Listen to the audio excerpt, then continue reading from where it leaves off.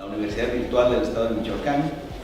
Hoy nos toca este día los eventos a la Facultad de Educación, donde nos hemos conjuntado, desde luego, la licenciatura en Planeación y Evaluación Educativa, las maestrías en Competencias Pedagógicas y la maestría en Innovación Pedagógica, así como el doctorado en Educación Contacto. Este evento está siendo grabado y transmitido para los que no están presentes el día de hoy y quedará también en memoria de los eventos organizados por la universidad y como un recurso también para hacerse uso de él en algunas de las asignaturas propias de alguna de estas carreras. Bien, me place presentar a quienes estarán con nosotros el día de hoy disertando un tema sumamente interesante, valioso y necesario, que es el de investigación, en particular investigación-acción. ¿Sí? Está con nosotros la doctora Leticia Rubio Pantoja.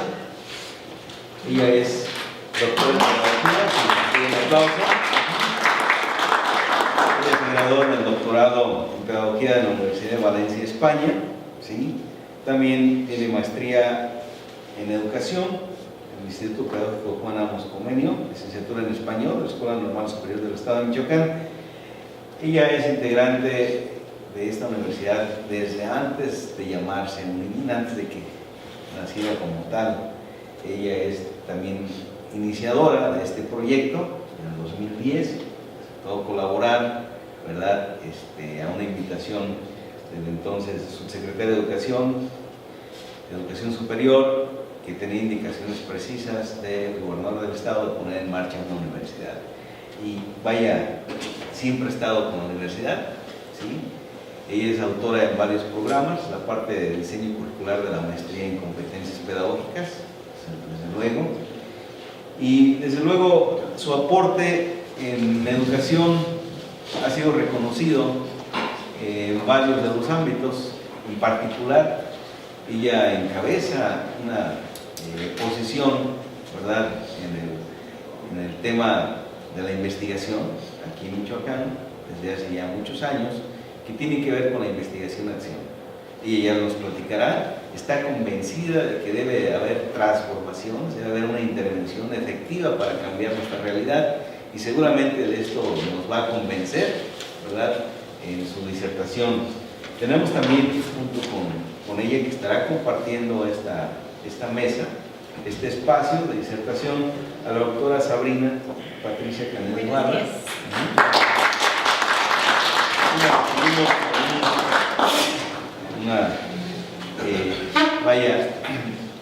Un buen sabor que nos deja la doctora. Ella también tiene doctorado, es un doctorado en didáctica de las ciencias experimentales, también en España. Tiene maestría en educación y su origen de formación es biología. ¿Sí? Entonces, ella está a cargo también del doctorado, coordina el doctorado en educación de aquí de la universidad. ¿Sí? Ha puesto el sello, desde luego, en esta coordinación. Los que son estudiantes de doctorado sabrán a qué me refiero, los que son tutores también saben a qué me refiero. La doctora Canedo, desde luego, también tiene una producción interesante que tiene que ver con esta parte de la intervención, ¿verdad?, dentro del aula y fuera del aula, y para esto es justamente también su aporte en la investigación-acción. ¿Sí? Hay mucho que nos van a platicar, seguramente de sus propios proyectos que han sido exitosos con esta metodología, de los impulsos que han trabajado y han visto que se concretan con estudiantes que asesoran. ¿Sí? Apostamos a que será muy interesante el aporte que nos va a hacer las dos doctoras, en este evento. ¿Sí? También estarán con nosotros para esta charla, estará la maestra Alejandra Hernández, quien será la moderadora del evento el día de hoy, y estará el maestro Gustavo Ochoa, quien será el relator. Él va a sentar lo que aquí suceda para también entre como parte de las memorias de esta jornada académica, de estas fechas, porque las jornadas académicas vienen cada 4 meses. ¿Sí? Entonces, bienvenidos, ojalá que sean sujetos participantes aquí con las doctoras, ¿sí? Que recibamos, pero también interactuemos con ellas. Tenemos esta oportunidad hoy de tenerlos aquí con nosotros. Bienvenidos todos. Gracias, doctor. Bueno, pues les damos la palabra, ¿verdad? Bueno, bienvenidos. Gracias. Muchas gracias. Pues muchas gracias por acompañarnos en estas segundas jornadas académicas de la Universidad Virtual del Estado de Michoacán. Agradecemos el que estén de manera presencial acompañándonos y también a los que nos acompañan de manera virtual, pues muchas gracias y bienvenidos a esta charla. Más que conferencia, pues pretendemos que sea una charla aprovechando la gran experiencia que tiene la doctora Leti Rubio. En lo particular, voy a hacer una pequeña introducción a lo que sería la charla de hoy.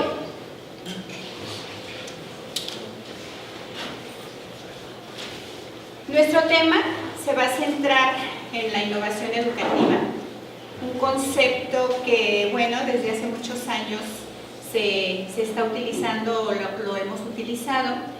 Y vamos a tratar de relacionar este concepto de innovación educativa con una forma de implementarla que sería la investigación-acción. Entonces, en esta primera parte me voy a permitir compartir lo que yo entiendo y el enfoque o el marco que para mí es interesante sobre la innovación educativa. La doctora Leti nos hablará sobre la investigación-acción. Estas nuevas tecnologías. Bueno, partamos de esta pregunta. ¿Qué es innovar en educación? Ustedes tienen aquí una serie de ideas. Tecnologías de información y comunicación, tecnologías del aprendizaje y el conocimiento, cursos abiertos masivos en línea, analítica del aprendizaje y uso de Big Data en educación, gamificación, aula invertida, aprendizaje basado en problemas, pechacucha, es decir, ideas que nos llevarían a pensar en innovación educativa. Yo les pregunto, ¿consideran que todo esto es innovación educativa? Es pregunta. Acuérdense que vamos a charlar. De inicio hay unos conceptos de elementos que yo no he escuchado, el de chacucha y el de gamificación, sí, pero no entiendo cómo los puedo articular o vincular con la innovación educativa. O sea, son estrategias, es una técnica, un método. ¿Qué necesitarían tener para hacer innovación? Okay. Desde su punto de vista.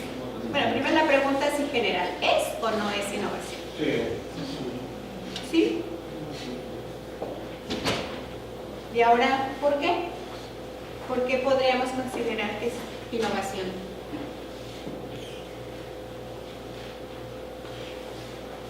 Puntos de vista, o sea, opiniones. Porque, por ejemplo, con el uso de las plataformas MOOC, ahí se implementan precisamente los procesos educativos y la innovación de esas plataformas a través del diseño de cursos, a través de estas herramientas de las Big Data, no sé.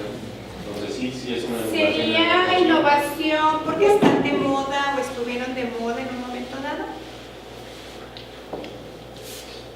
Bueno, vamos a dar respuesta a esa pregunta. Podemos ver la innovación como una estrategia publicitaria. No me van a dejar mentir. Somos una organización innovadora, usamos métodos innovadores. ¿Pero qué hay detrás de eso? La innovación como atributo personal también. Soy innovador, soy asertivo, soy creativo, soy líder. La innovación como objetivo estratégico de las organizaciones. La única constante es el cambio, es necesario innovar. Utilizamos un discurso constantemente sobre la innovación. Y bueno, este tema de la innovación no es nuevo. Y muchas de las ideas que les presenté anteriormente tampoco son nuevas. pero ¿realmente estamos innovando? ¿Sí? ¿O simplemente son eslogans que utilizamos desde diferentes puntos de vista?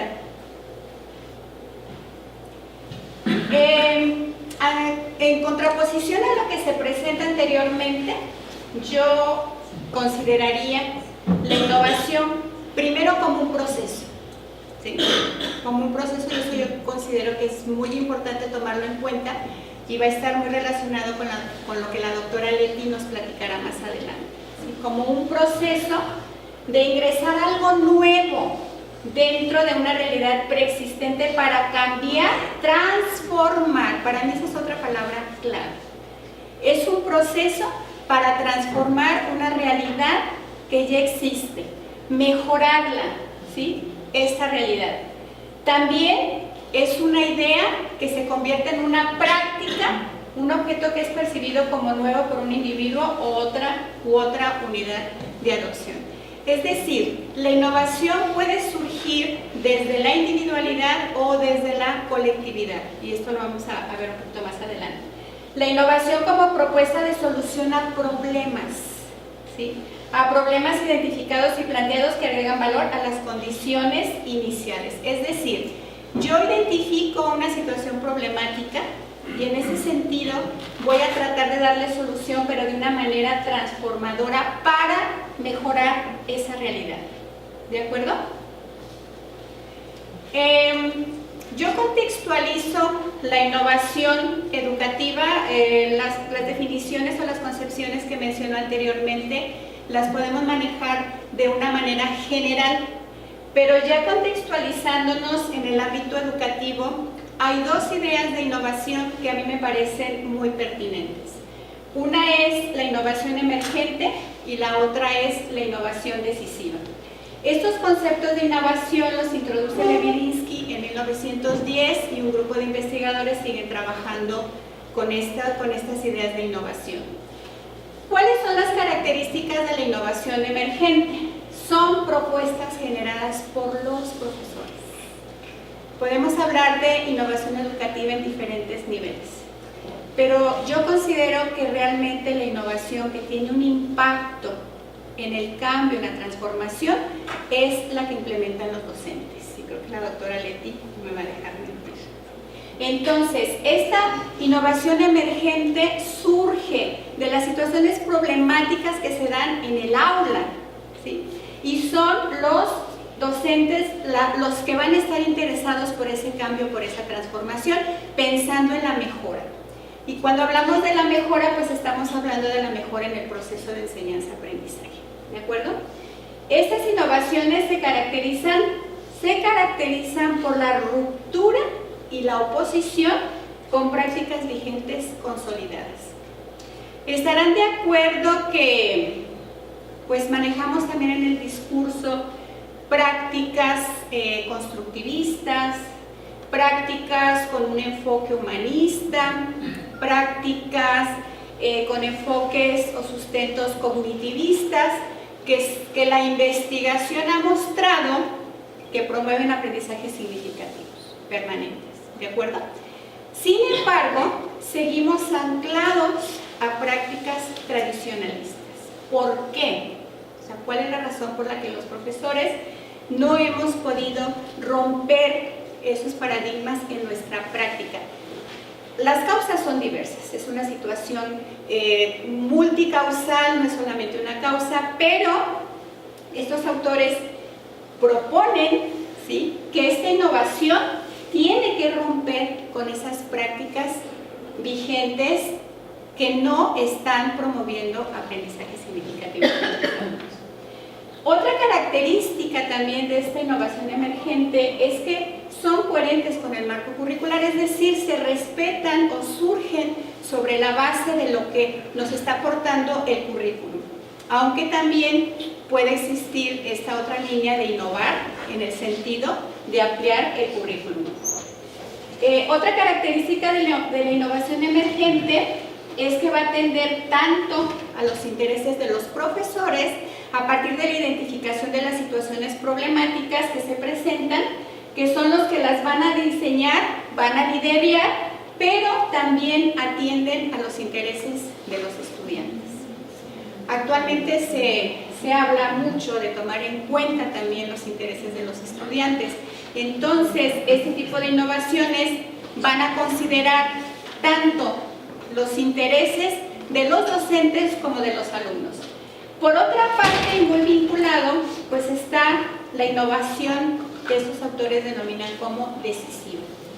Estas innovaciones son experiencias, proyectos o metodologías para generar una poderosa apropiación de conocimientos por parte de los alumnos. Está muy centrada en el alumno, movilizando la voluntad, el deseo y la pasión de aprender. Yo esto lo veo complicado, ¿sí? Este es un reto para nosotros los profesores, promover esa motivación intrínseca en nuestros alumnos por aprender. Por lo general vamos a la escuela con otros motivos, pero no realmente el apropiarme del conocimiento. Entonces, bueno, esa es otra característica de este tipo de innovaciones. Otra característica muy interesante es la de que busca crear comunidades de aprendizaje. Sí es cierto que la innovación puede surgir o surge de intereses personales de un profesor que quiere mejorar su práctica docente y busca cómo hacerlo. Pero la generación de comunidades de aprendizaje es lo que va a consolidar la innovación a nivel institucional, es decir, en la escuela. Y en ese sentido se busca crear redes de aprendizaje, comunidades de aprendizaje entre los mismos docentes. Postula o se fundamenta en principios de aprendizaje dialógico, pragmatismo democrático, al crearse todas estas redes, estas comunidades de aprendizaje y una educación para la comprensión. Esta educación para la comprensión rompería con estas prácticas tradicionalistas que seguimos implementando en nuestras aulas. Y por otro lado, bueno, pues movilizan cambios profundos, que ese sería el propósito de la innovación. Transformar, promover cambios profundos, sustanciales en estas prácticas de enseñanza.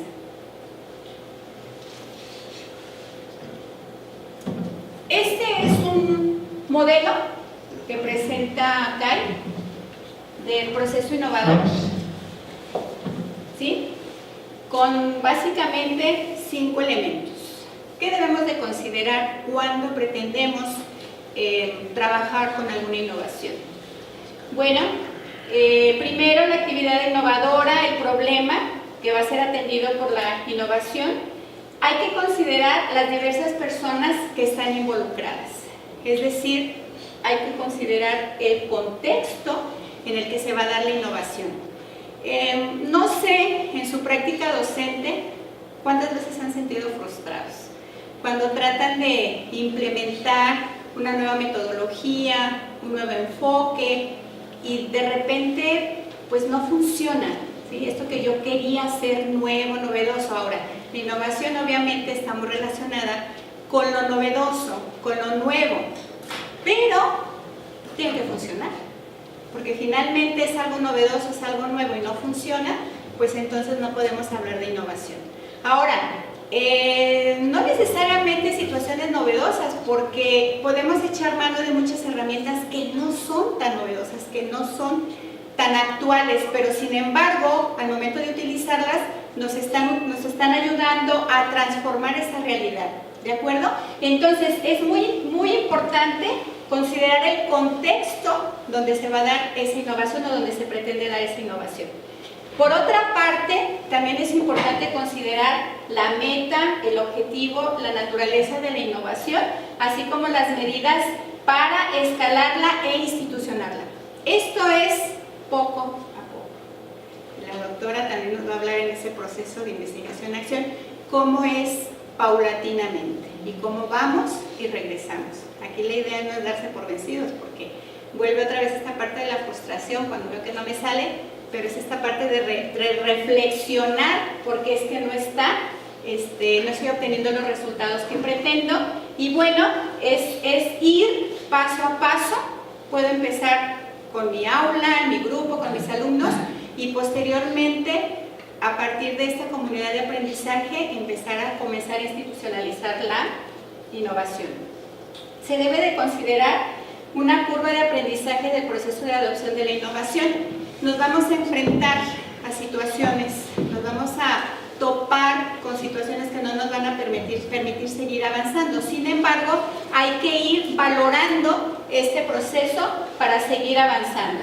Y bueno, considerar también etapas de implementación de la innovación y sus retos y los factores que afectan la institucionalización de la innovación. Entonces, a grandes rasgos, es importante considerar el contexto, las personas que se van a involucrar en la innovación, los propósitos de la innovación e ir valorando el avance de la innovación. Bueno, de mi parte va a ser todo, doctora, una pequeña introducción y vamos a continuar ya de lleno con la investigación-acción como un espacio para promover esta innovación. Gracias. Las preguntas las dejamos al final, ¿de acuerdo? Muy bien. Otra vez.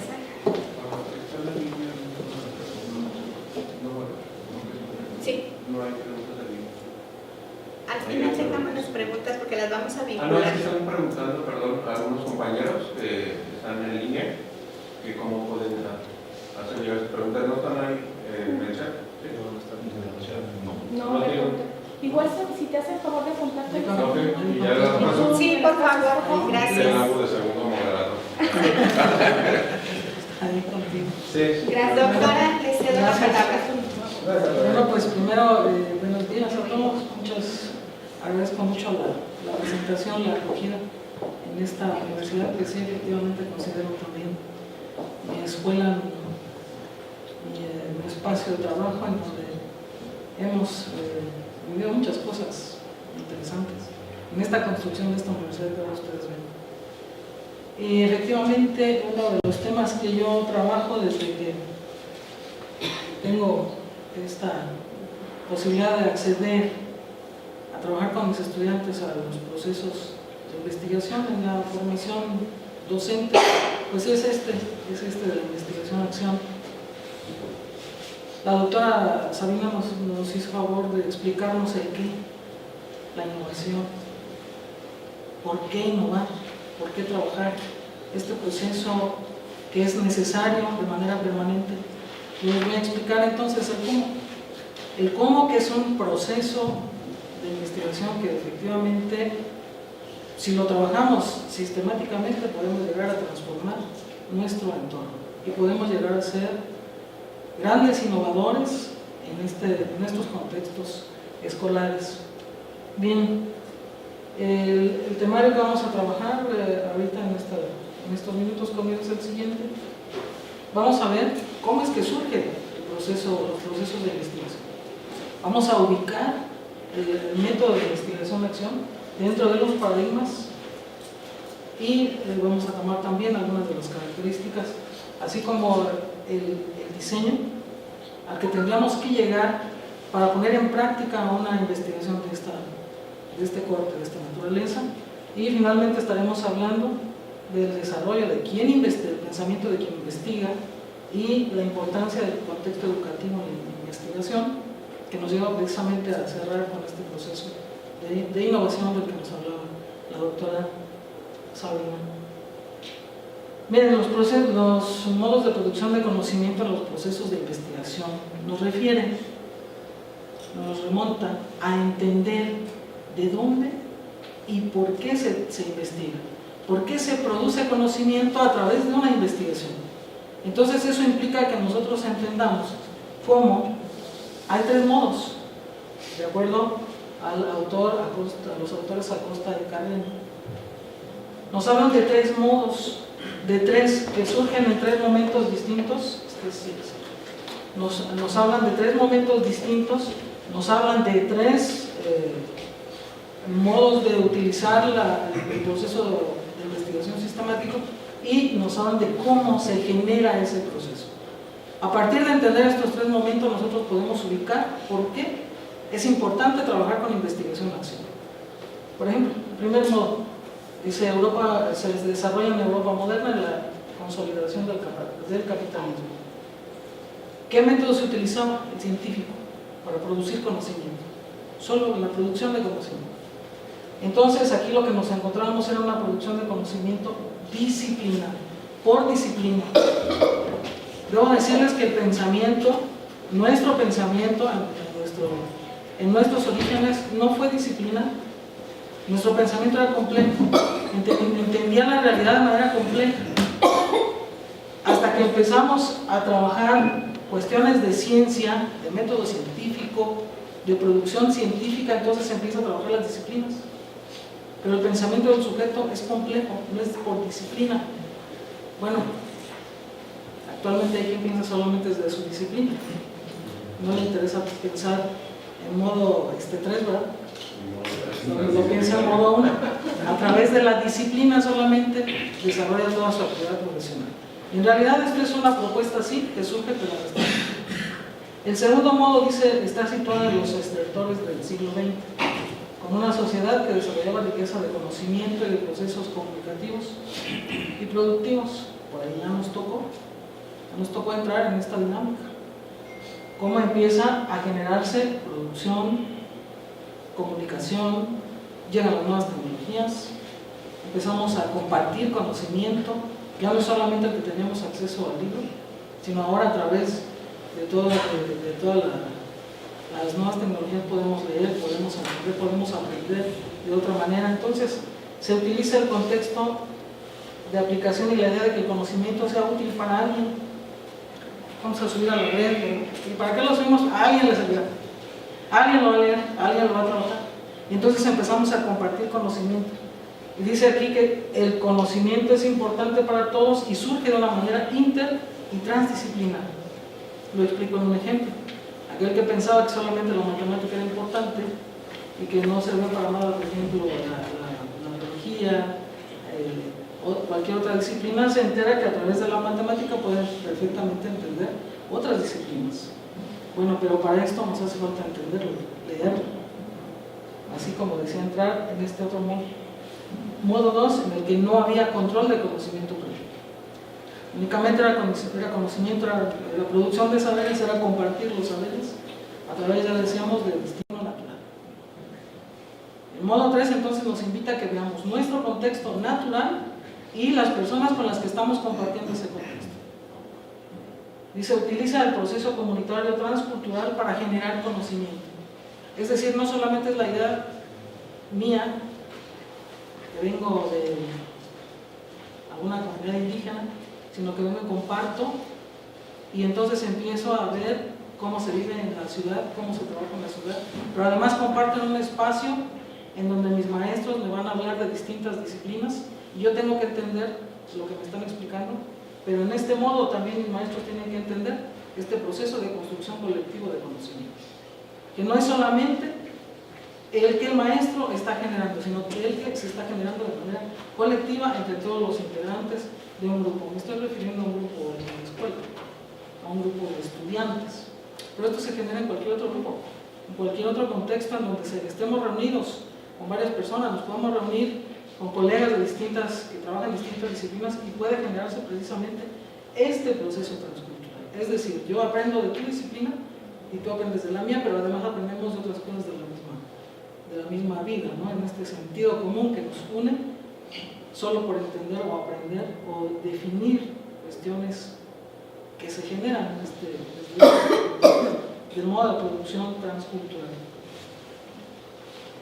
Y dirán ustedes si todo eso tiene que ver con la investigación-acción.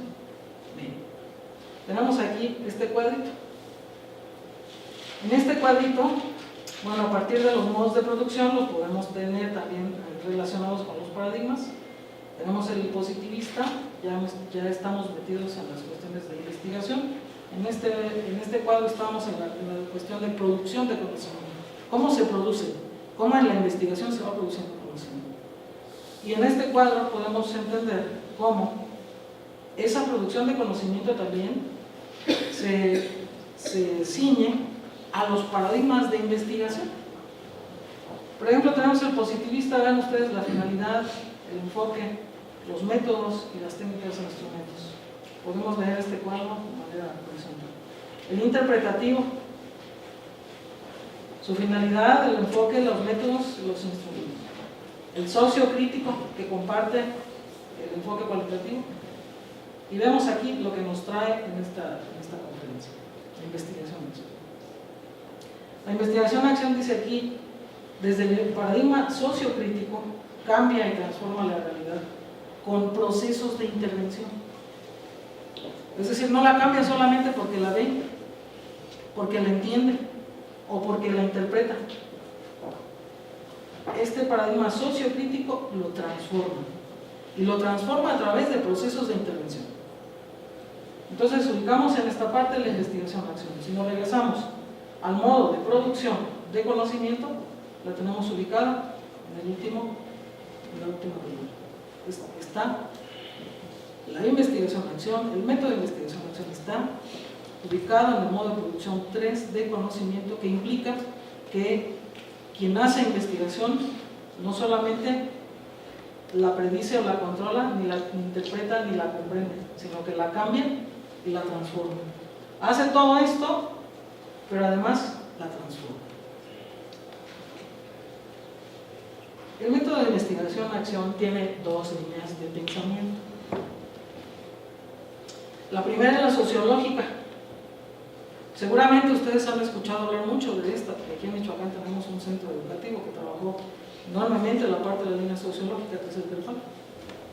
Ahí tenemos grandes producciones de investigación-acción, trabajadas desde este aspecto, desde la línea sociológica, que dice que se mejoraba algo, aquí dice, ¿verdad?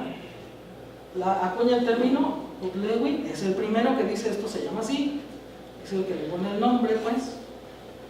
Y dice, consideraba que la investigación de esta naturaleza la emprendía un grupo de personas para mejorar el bien de todos los integrantes a través de actividades colectivas. O sea, se reúnen, hacen su propia propuesta de mejora, la trabajan, y entonces la desarrollan en función del colectivo. A esta línea también podemos hablar del colombiano Fals Borda, que además le imprime una connotación, dice aquí, política ideológica. Esta es la primera línea que surge, esto es lo primero, el primer acercamiento de la investigación-acción. Pero esta es la que ahora a nosotros nos interesa, que es la línea educativa.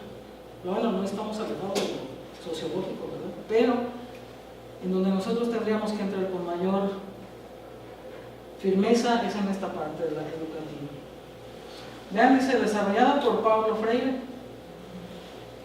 brasileño que todos conocemos, que al menos hemos tenido ya un acercamiento a alguna de sus lecturas.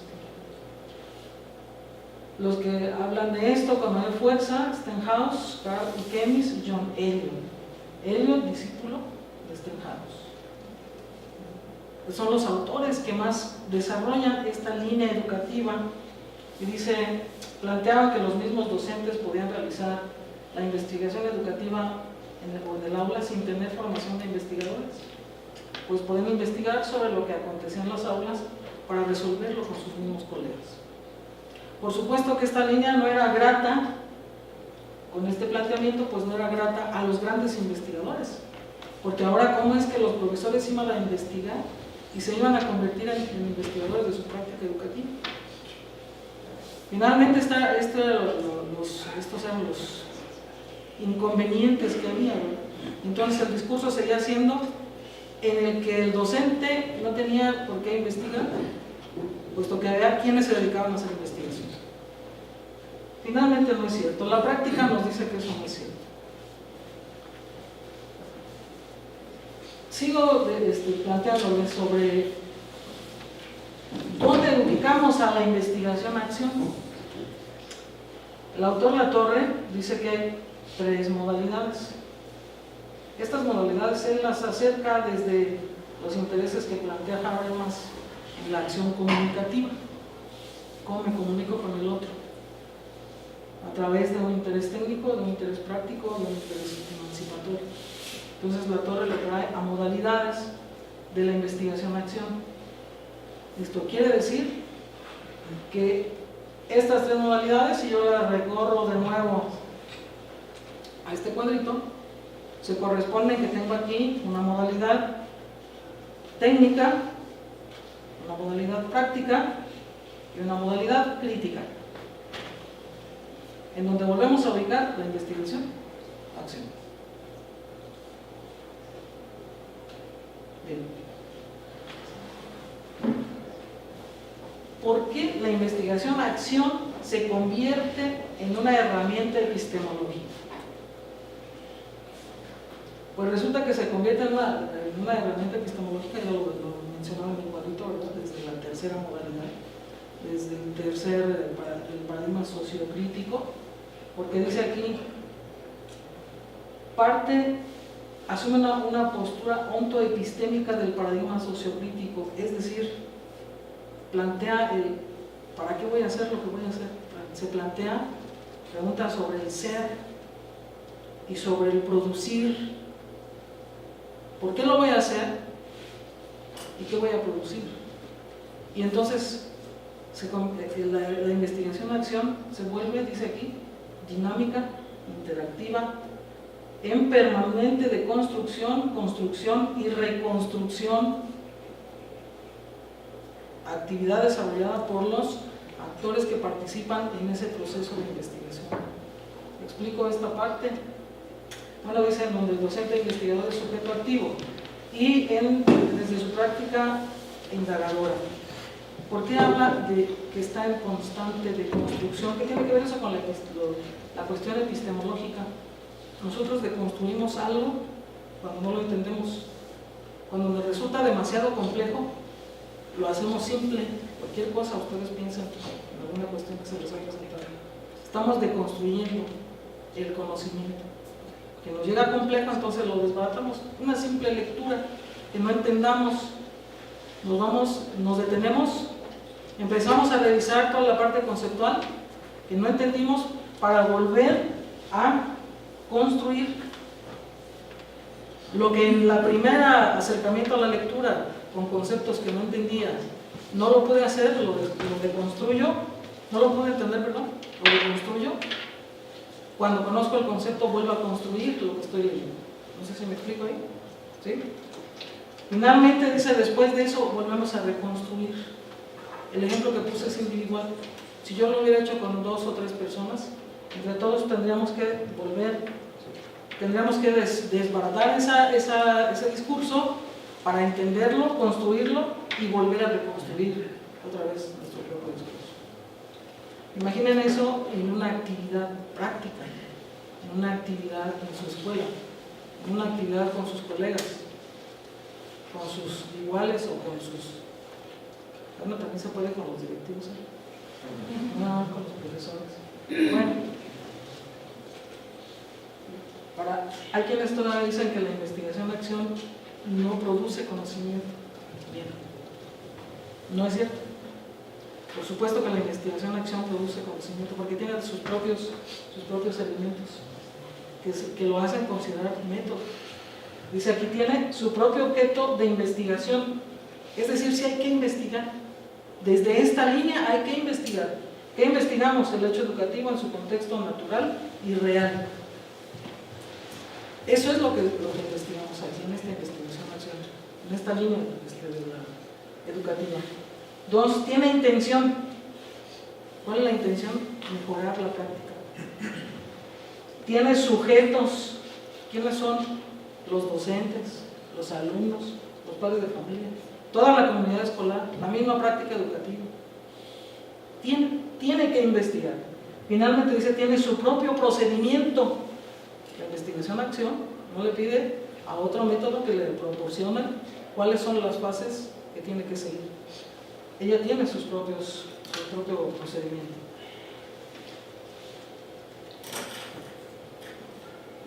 Miren, aquí está. Este es el procedimiento. La investigación-acción requiere de un compromiso entre las personas que van a participar en esa investigación. ¿Por qué? Porque tiene sus propios pasos. No se trabaja solamente contener, por ejemplo, un cuestionario que nos permita responder algo, un trabajo en común, que vamos a salir aquí, hacemos un acto para que vengan los papás y ya fue todo. Tiene un proceso mucho más complejo. El proceso es un proceso de investigación reflexivo investigativo. Tiene 4 momentos. Miren, aquí está. Aquí está otra, que es más o menos la misma. Aquí está un poco más explicado. Y empiezo. Dice, empezamos desde la teoría. Empezamos con un proceso de análisis. ¿Qué es lo que pasa? ¿Qué sucede? Reflexionamos, analizamos, leemos. La investigación-acción no se hace del sentido común.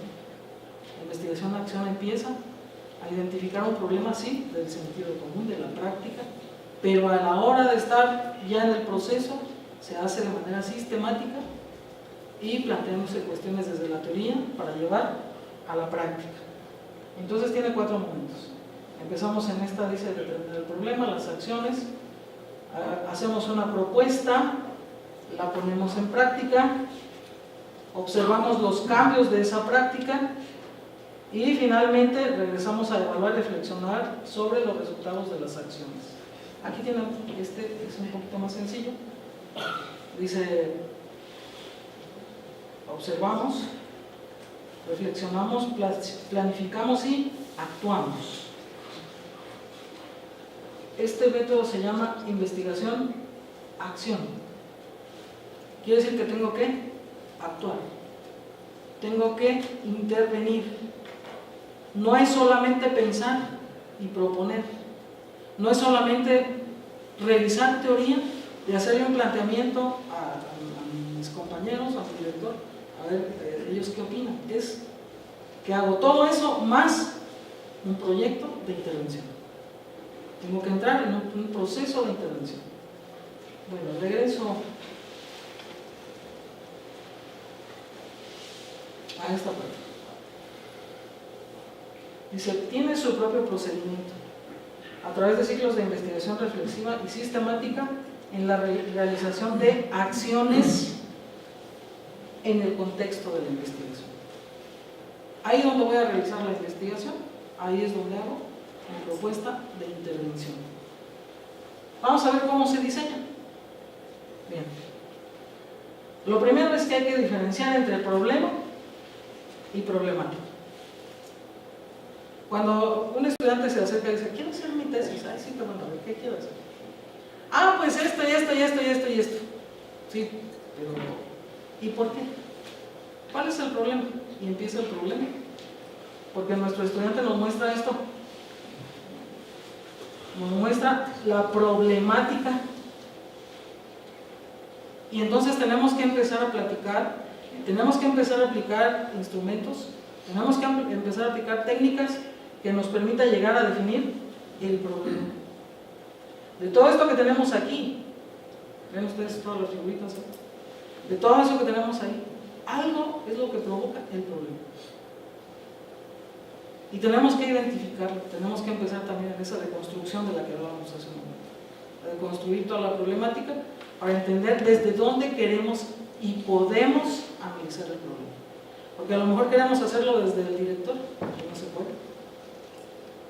O a lo mejor lo queremos hacer desde los padres de familia, y tampoco el contexto nos permite.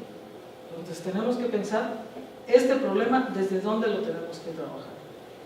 Dice aquí, un problema genuino para investigar es aquel que denota un vacío y del que no se ha encontrado respuesta en el ámbito educativo académico. Porque puede ser un problema para mí, pero a lo mejor no es el problema.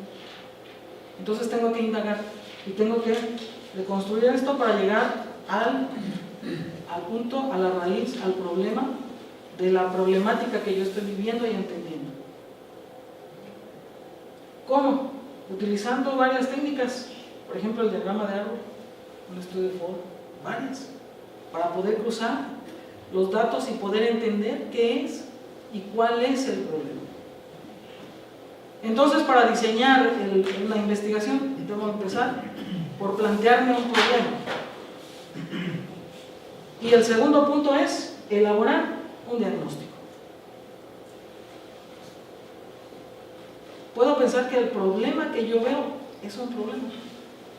Y en realidad si voy al diagnóstico, diseño instrumentos, los aplico, los sistematizo y cuando me los devuelvan dicen que el problema no es lo que yo estaba planteando, es este otro.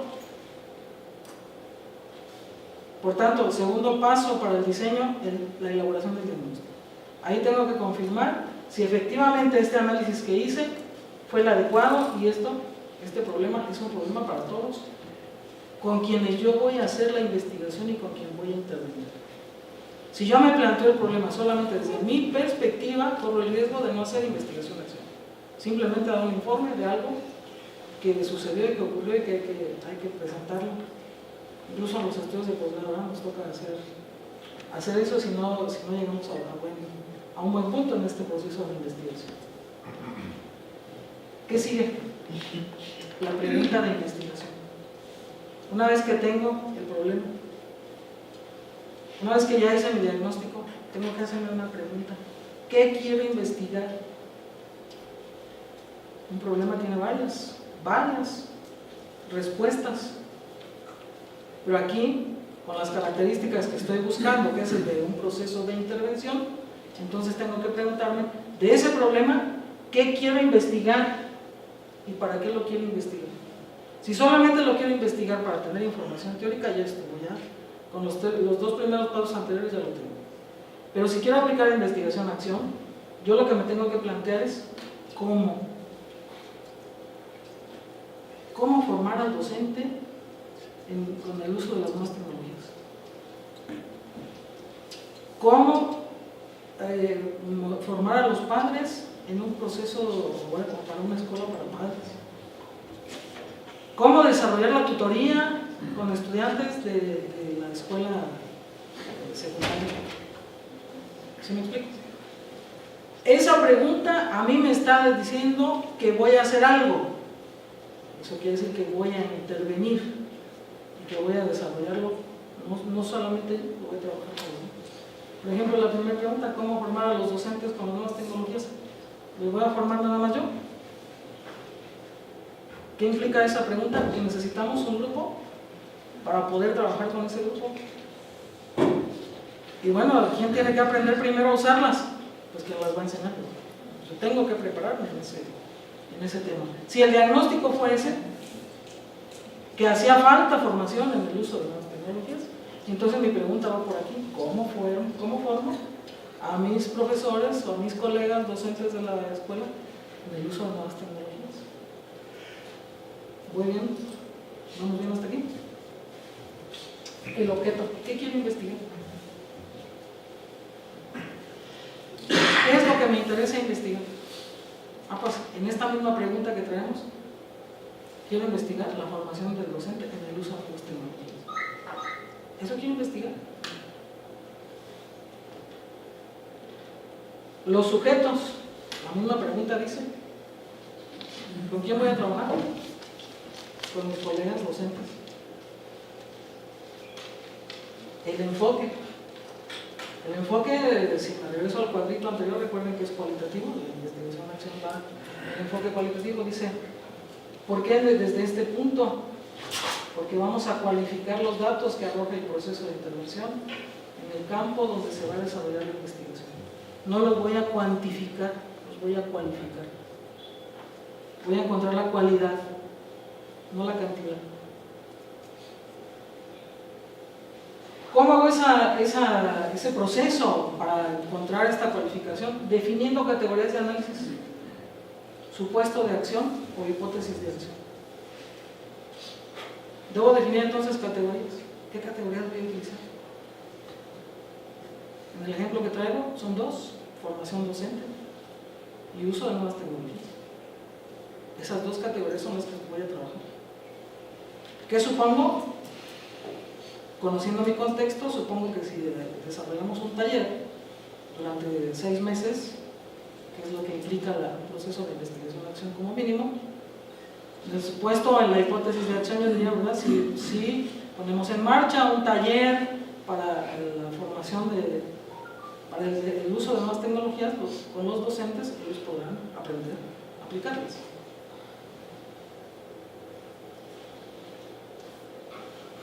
También hablamos de esto, ya dijimos que tiene su objeto, que promueve que los sujetos participan, investiguen. Dice, es un proceso reflexivo que vincula investigación, acción y formación.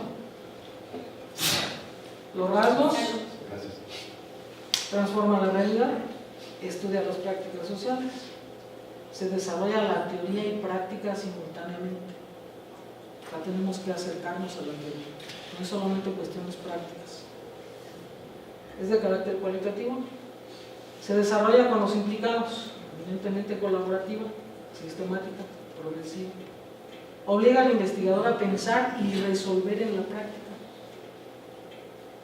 Si nos encontramos con alguna dificultad cuando estamos desarrollando la investigación, nosotros que estamos la estamos llevando, tenemos que aprender a resolver. Y si no podemos resolver, pues ahí aprendemos juntos. Bueno, este ya lo vimos. Una vez que tengo mi investigación hecha, ¿cómo le hago para ver la producción de conocimiento? ¿Qué producción se logró en esta investigación? Aquí está este ejemplo. El uso del Atlas TI, por ejemplo, para analizar datos y cruzar las categorías de análisis. Les muestro el ejemplo, miren, aquí están dos categorías, y les muestro el ejemplo en esta. Aquí tenemos el cruce de categorías, dice acá, y el análisis de datos. Esta es una red que tenemos que aprender a utilizar el Atlas TI, colocar las categorías y desarrollar esta red semántica que nos dice cómo estamos generando, cómo se está produciendo conocimiento. El otro punto que les decía: para que una persona esté trabajando en investigación o acción, debe desarrollar su pensamiento, no solamente desde una forma del modo 1 que sería, ¿verdad?, el pensamiento disciplinario. Lo tiene que hacer desde el desarrollo del pensamiento creativo, complejo, para poder entender la complejidad del hecho que está investigando. Miren, por ejemplo, problemáticas que no son sencillas, no son tan simples para resolver, y eso implica que quien la entienda, la enfrente, la analice y la deconstruya para poder entender lo que tiene en ese problema. Por ejemplo,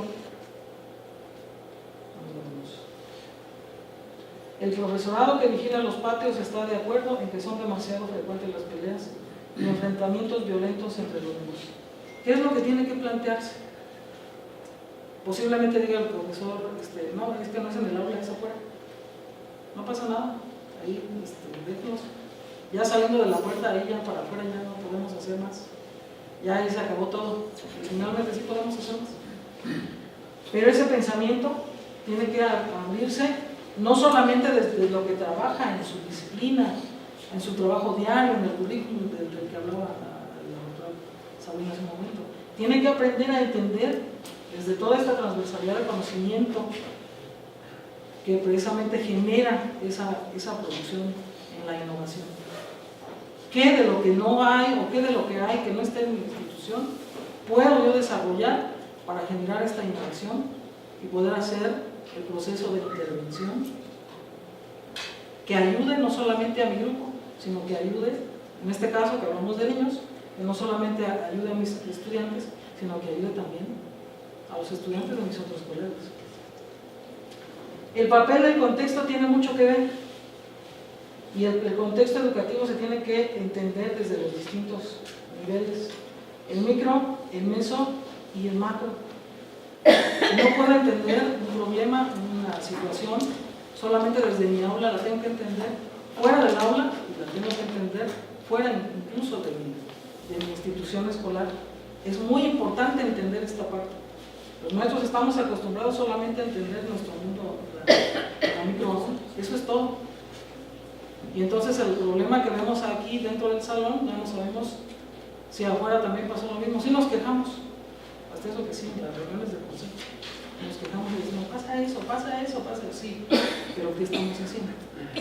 Entonces, este contexto tiene que ser muy amplio su análisis para poder entender lo que podemos, de qué manera podemos intervenir. Aquí, por ejemplo, tenemos otra idea, tenemos otro tipo de educación que no la tenemos en el currículum, pero que finalmente nos ayuda en estos procesos innovadores.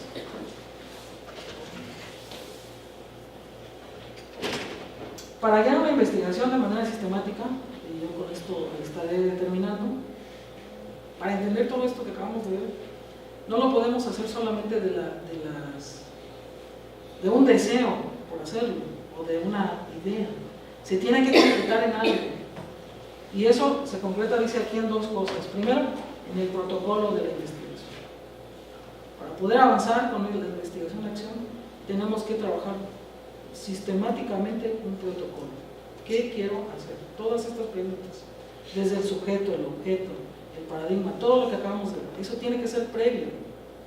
Y la otra parte, el uso práctico de una matriz que permita revisar la coherencia y la congruencia de la investigación.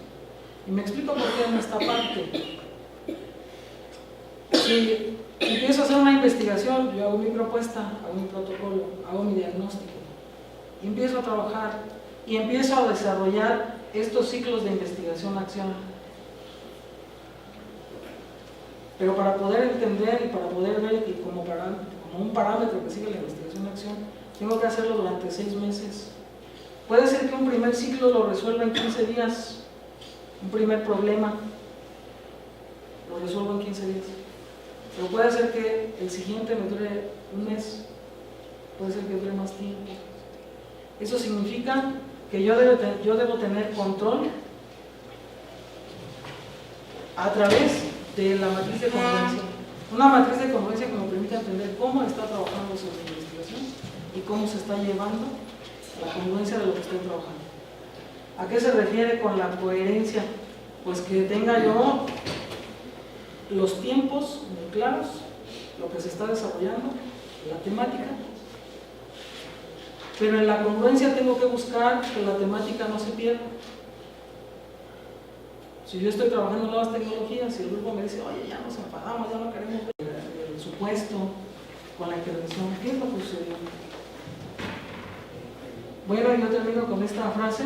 Les dejo aquí un poco de referencias bibliográficas para que profundicen en el tema. Con la investigación-acción solo se aprende a investigar investigando, utilizando procesos de autorreflexión crítica de las acciones y los sujetos involucrados en la investigación. Muchas gracias, les deseo mucho éxito en sus procesos de intervención-acción. Cuando hagan esto, ustedes van a estar innovando. Cuando estén generando conocimiento, y no solamente en una tesis solos, en una investigación solitaria, sino cuando lo estén haciendo a través de un equipo de trabajo con sus colegas, sus compañeros, sus estudiantes. Muchas gracias a todos, estamos a sus órdenes.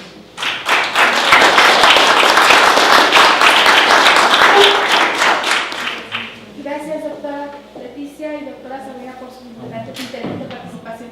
Pasaremos ahora a una ronda de preguntas. Estaremos esperando quién tiene alguna inquietud para poder otorgarle la palabra. Sí, Adelante. si fueran tan amables de ampliarme el concepto, creo que es una herramienta Atlas del uso. Sí. Por favor. Sí, es un software que pues es que hay que instalarlo, ¿verdad?, en la computadora. Después hay que hacer todo un procesamiento de datos. Creo que más bien sería tomar el curso para poderlo entender. Pero al final, ¿qué es lo que se pretende analizar? Ahí se pueden analizar videos, escritos, por ejemplo, una entrevista que usted haga la captura de los datos, se puede hacer el uso de la información, fotografías, y todo eso a la hora que se analizan los datos se cruzan. Yo aquí presento una red semántica, una red de conceptos, pero se puede hacer todo eso. Entonces, perfectamente, si por ejemplo decimos, todos los profesores estaban muy contentos participando en el curso que yo estaba dando, y ponemos una foto allá donde están platicando, haciendo otra cosa, pues estamos viendo lo contrario, ¿no? Sin embargo, ponemos una foto en donde todos nos están atendiendo a lo que estamos haciendo, efectivamente, esas evidencias a través del análisis de este programa nos permiten decir que efectivamente el proceso de investigación tuvo efecto, ¿no? Tuvo una producción de conocimiento de nosotros. Bueno, y después en la lista también cuando estamos haciendo el análisis. Sí, pero es un software. La segunda es muchas felicidades. Gracias. Excelente. Muchas gracias.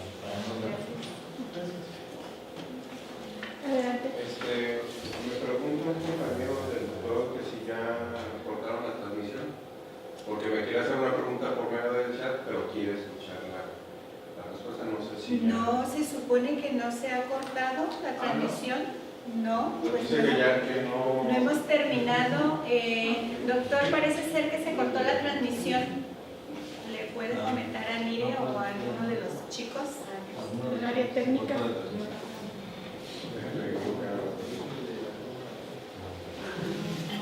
Bueno, mientras se resuelve esto, o esperamos. Esperamos, vamos a esperar un poquito. ¿No nos sentimos? Pues sí, Se van a olvidar las preguntas. podemos seguir. La siguiente. ¿Quién desea preguntar? Ok. Sí, adelante. Gracias, buen día. Gracias, doctora, por la exposición. Lamento llegar tarde. Me quedan claros muchos de los conceptos, pero algunos me causaron duda. Por ejemplo, el por qué agotar la investigación a un lapso de 6 meses, cuando algunos procesos investigativos propios tienen más tiempo. Por ejemplo, la revisión sistemática de la literatura, como parte del diagnóstico y del análisis del contexto, es un proceso que lleva relativamente un año más tiempo. O por ejemplo, cuando se quiere analizar el cambio de una conducta esperada en un estudiante, es muy difícil medirlo en 6 meses. ¿Por qué esa intención de limitarlo a ese periodo? Esa sería la primera pregunta. Y la segunda pregunta sería, ¿cómo dotar de objetividad a este método de investigación?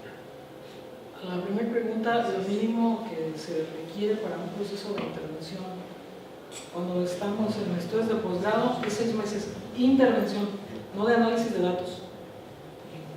Seguramente, bueno, lo seguro es que una tesis con estas características, en 1 año y medio o 2 no termina, como usted acaba de plantear.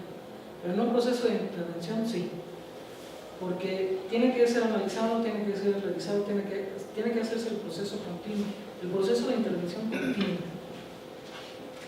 Y esto va ligado a la segunda pregunta, ¿no? Que era la objetividad.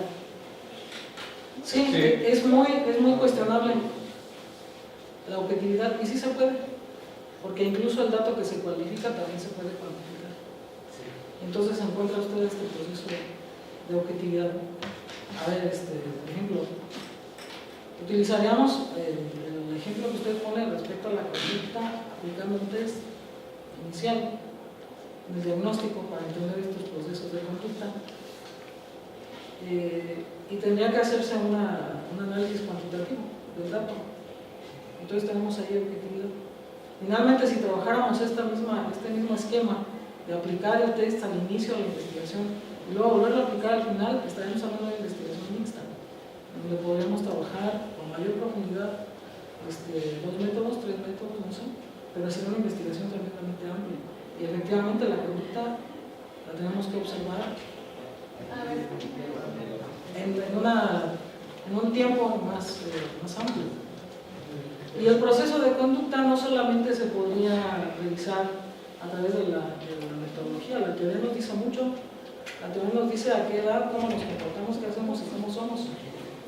Entonces eso nos ayudaría también bastante en cualificar el dato, sin olvidar la otra parte que usted plantea, cómo la cuantifico. Realmente esto es fácil, se cuantifica y se tiene el dato. Igual el resultado cualificado, el que se cualifica a través de el análisis de categoría, de las categorías, también se puede elaborar a través de un proceso cuantificable.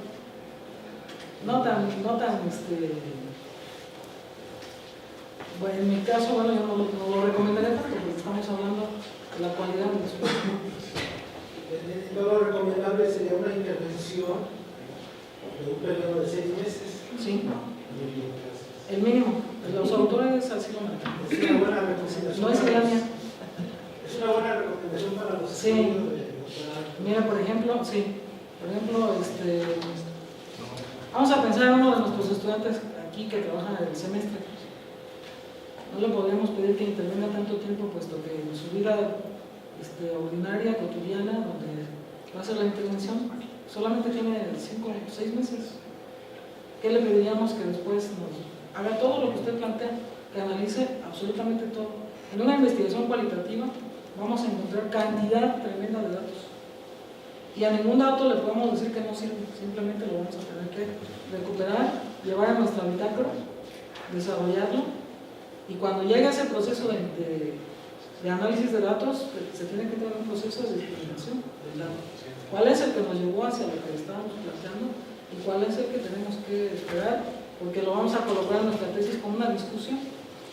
Surgió en nuestra investigación este elemento, pero finalmente, como no era el tiempo, el momento, no estaba diagnosticado, lo vamos a dejar para continuar en este mismo proceso de construcción. Y es la discusión que nos deja exactamente la investigación que hacemos.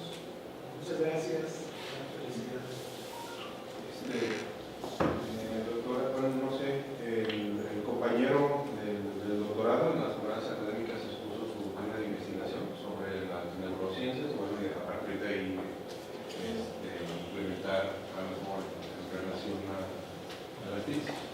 Y bueno, entre lo que lo entiendo como corto en su texto, dice qué estrategia puede usar con el Atlas-T para manejar sus datos en el campo recolectados. Pues dice que tiene muchos artículos y citas relacionadas con un mapa, y cómo puede relacionar esos datos en el Atlas-T agrupando variables y organizando aquí. Bueno, primero, no podemos agrupar variables, porque la variable es del enfoque cuantitativo. Entonces, primero le tenemos que cambiar al discurso. No se pueden agrupar variables. Son categorías. Y la categoría, sí podemos agrupar los datos en torno a la categoría. ¿Para qué sirve el Atlas-T? Pues para analizar datos. Él, cuando tenga todo su montón de datos, va a decir: a ver, lo puedo poner. Y lo va a colocar, ¿no? Lo coloca en el programa y empieza a analizar a través de las categorías. ¿Para qué sirve el Atlas-T? Para entender y agrupar los datos que arrojan las categorías. Los datos, no las variables. No, es que aquí no se habla de variables. Dice variables. No, es que las variables es de la investigación, el enfoque cuantitativo. Esa es una situación que regularmente se enfrenta cuando tenemos muy arraigada la investigación cuantitativa. Siempre utilizamos el discurso cuántico. Entonces nos cuesta trabajo entrar a este otro proceso y también entender cómo se procesan los datos, ¿no? Porque es un tema que es distinto al otro. El cuantitativo es muy sencillo. Ese se cuantifica, se agrupa y se demuestra a través del análisis estadístico. No, acá nos cuesta mucho trabajo agrupar y entender. Por eso les decía, da datos que no correspondan a las categorías que estamos utilizando, pero que no les podemos decir que no son interesantes. Simplemente los dejamos para la siguiente investigación. En ese momento agotamos lo que tenemos como categoría de análisis, revisamos, hacemos un análisis del proceso de intervención, de los resultados, revisamos si nuestro supuesto se cumplió, revisamos si la pregunta la pudimos resolver, si el problema se resolvió, porque ese es el punto de partida de una investigación, el problema, y vemos si ese problema sí se resolvió, para entonces poder decir: en este momento cumplimos con este problema y ahora seguimos con esto otro. El Atlas es solamente un programa, es que sirve solamente para una herramienta de análisis. Una herramienta de análisis. Y yo quisiera profundizar un poco lo que dice la doctora. Probablemente nuestra pregunta no se respondió, Sin embargo, sucedieron cosas ahí, ¿no? Y aquí lo interesante es responder o explicar por qué, cuáles fueron las situaciones o las circunstancias por las cuales no se contesta la pregunta, no se logra y entonces entramos en otro ciclo de investigación. Sucedió esto y entonces quiero ver por qué sucedió y si voy a variar la estrategia o voy a considerar otros elementos a partir de toda esa información que yo obtuve con diferentes instrumentos de observación. Entonces entro en otro ciclo de investigación. Yo les quiero compartir, yo trabajé la construcción de explicaciones científicas con niños de preescolar. Entonces, de partida, pensaríamos que los niños de preescolar no construyen explicaciones científicas, no desarrollan pensamiento científico. Entonces, bueno, pues yo parto del supuesto de que sí, pero no es porque yo diga que sí, sino porque la teoría habla de que los niños son capaces de desarrollar habilidades de pensamiento científico y de construir explicaciones científicas. Yo me concreto a la explicación de ser vivo con base en propiedades biológicas. Los niños no diferencian a los seres vivos de los no vivos con base en propiedades biológicas.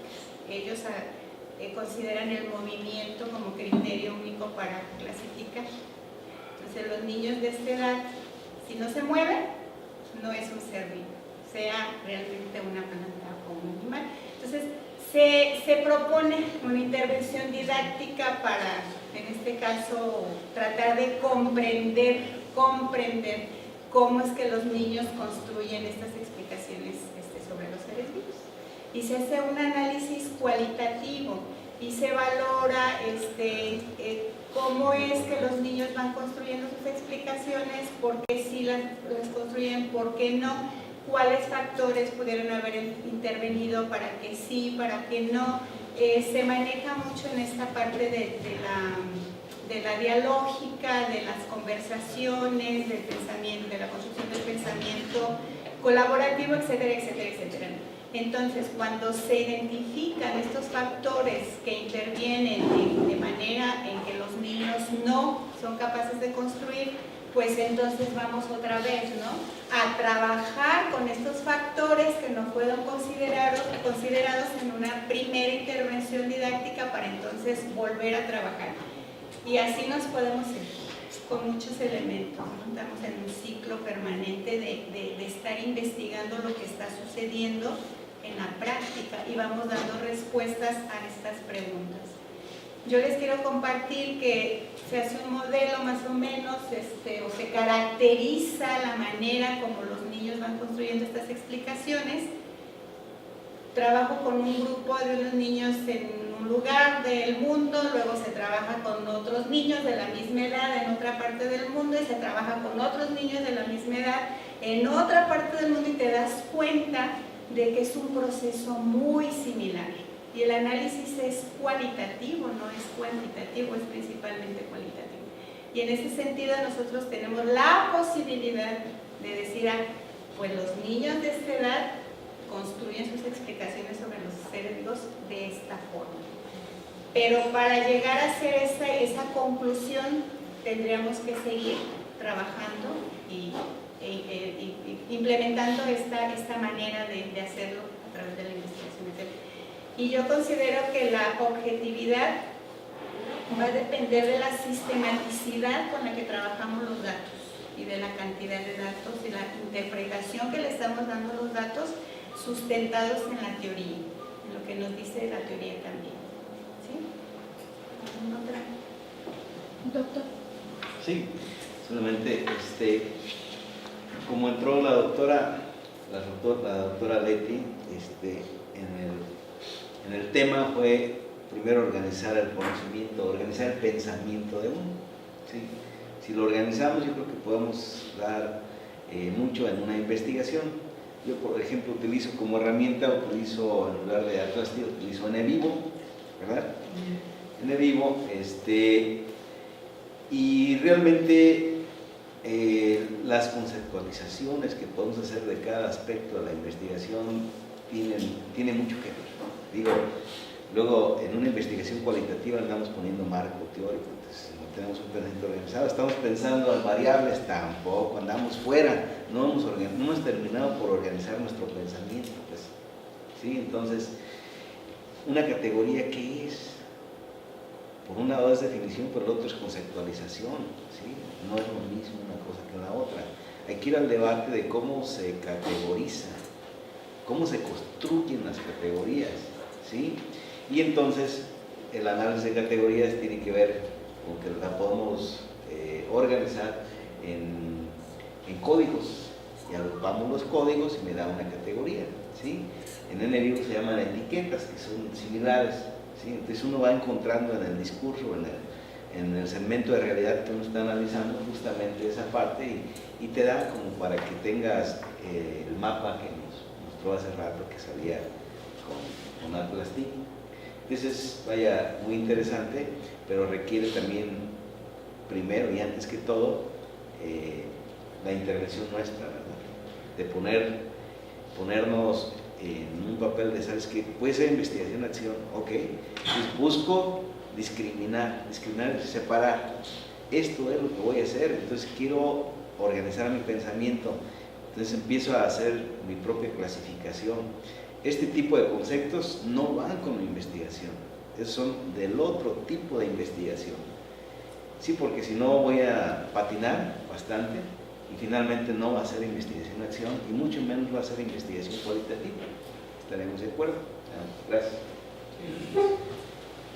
¿Alguien más que desea hacer alguna interrogante? Gracias. Doctor. Bueno, pues vamos a agradecer a las compañeras ponentes, desde luego, ¿verdad? Estaba bien ahí. ¿Qué nos dice? Porque si no, nos ven cortados los que Así están es. de manera. Ahí está, ok, ahí está. Sí. Bien, pues la universidad, a través de nuestro rector, el doctor Alejandro Bustos Aguilar, quiere reconocer la participación, por lo tanto, otorga el presente reconocimiento a la doctora Leticia Rubio Pantoja, ¿sí? Conferencista en estas segundas jornadas académicas de la UNIVIL 2019, con la conferencia Innovar en Educación, la investigación y acción como espacio de innovación. Se firma por el doctor, se fecha el día de hoy. Entonces, a nombre del rector, muchísimas gracias, doctora. ¿Sí? Y también a la doctora Sabrina, con el mismo texto, ¿verdad? Otorga el presente reconocimiento a la doctora Sabrina Patricia Canal Ibarra. Gracias. Muchísimas gracias, doctora. Gracias. Y los compañeros también, es algo muy simbólico, no sé qué va a decir Ale. En nombre de la universidad. Muchas gracias. Gracias. Un pequeño presente. Hola, muchas gracias por su presentación. Y un aplauso de todos, ¿está bien?